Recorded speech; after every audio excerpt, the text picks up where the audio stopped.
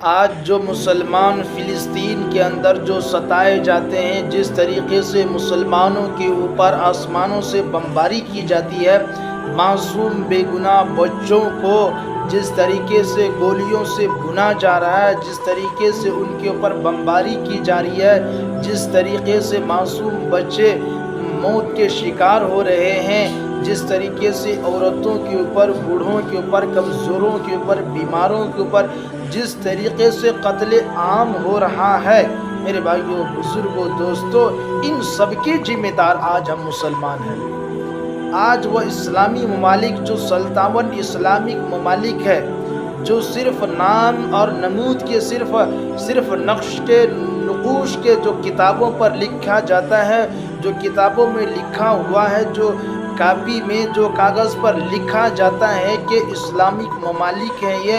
اور پوری دنیا کے اندر اس وقت 57 اسلامک ممالک ہے، میرے بھائیوں، بزرگ، دوستوں، وہ 57 اسلامک ممالک اور اس کے جو جتنے بھی مردے حکمران ہیں، وہ صرف ان کا نام کاغذ تک محفوظ ہے، کاغذ سے آگے ان کا نام نہیں جاتا۔ یہ صرف نام کی اسلامک ممالک آج ہے۔ ایک بھی ایسا ملک اس وقت دنیا کے اندر ایسا موجود نہیں ہے جس ملک کے اندر 100% اسلامی حکومت ہو، اسلامی جہاں پرچم لہرا رہے ہوں، جہاں اسلامی شعار ہو، جہاں شریعت کے حساب سے قانون وہاں بنائے جاتے ہو، شریعت کے حساب سے فیصلہ کیے جاتے ہوں۔ آج پوری دنیا میں کہیں بھی ایک بھی دیش، ایک بھی ایسا ملک موجود نہیں ہے جہاں قرآن و احادیث کے روشنی میں، قرآن و احادیث کے دلائل سے جہاں پر فیصلہ کیے جاتے ہوں۔ تو آج یہ جتنے بھی اسلامک ممالک ہیں، ان کے جتنے بھی حکمران ہیں، یہ سارے کے سارے یہودیوں کے،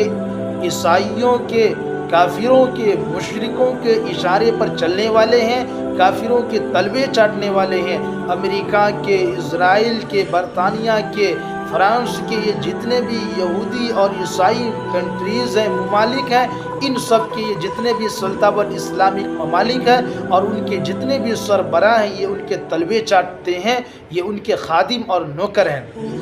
تو اس لیے میرے بھائیو، بزرگ، دوستو، ہم کسی بھی اسلامک ممالک سے یا کسی بھی اسلامک ممالک کے حکمران سے یا ان کی کسی بھی فوجی دستے سے ہم امید نہ لگائیں۔ ان سے امید لگانا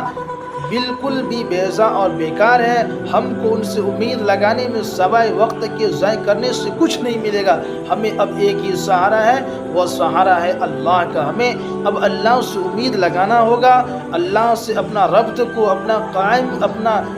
قائم کرنا پڑے گا، اپنا تعلق بڑھانا پڑے گا۔ اب وہ ہمارا مسئلہ، وہ ہمارے مسائل اور ہمارے پریشانیاں، ہمارے دکھ اور تکلیف کو دور کرنے والی ذات صرف اب ایک ہی ہے، وہ خدا وحدہ لا شریک ہے۔ ان کے علاوہ اب ہماری مدد کو کوئی دوسرا نہیں آ سکتا اور نہ ہی کر سکتا ہے، اور نہ ہی ہم لوگوں کو اب کوئی فتح و نصرت، فتح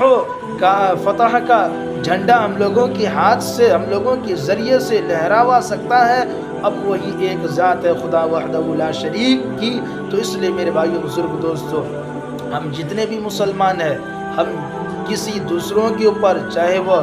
کفار و مشرکین ہو جو ہمارے ہمدرد کی شکل میں نظر آتے ہیں، چاہے وہ اسلامک ممالک ہو جن کے اوپر ہم اپنا یقین رکھتے ہیں، جن کے اوپر ہم کچھ امیدیں رکھتے ہیں، اب ان کے اوپر امیدیں رکھنا بیکار ہے۔ اب ہم لوگ جتنے بھی مسلمان اس وقت دنیا کے اندر موجود ہیں، وہ اپنا ربط، اپنا تعلق اللہ تعالیٰ سے قائم و دائم رکھے اور اس مسئلے کو اللہ کے ذمے رکھے، اللہ سے رو کر، دھو کر، گڑ گڑا کر دعائیں مانگے کہ اللہ تعالیٰ ان جتنے بھی مسائل ہیں، جو فلسطینی مسلمان ہمارے بھائی جن مصیبتوں کے شکار ہیں، اللہ تعالیٰ ان کو فتح و کامیاب عطا فرمائے، اللہ تعالیٰ ان کو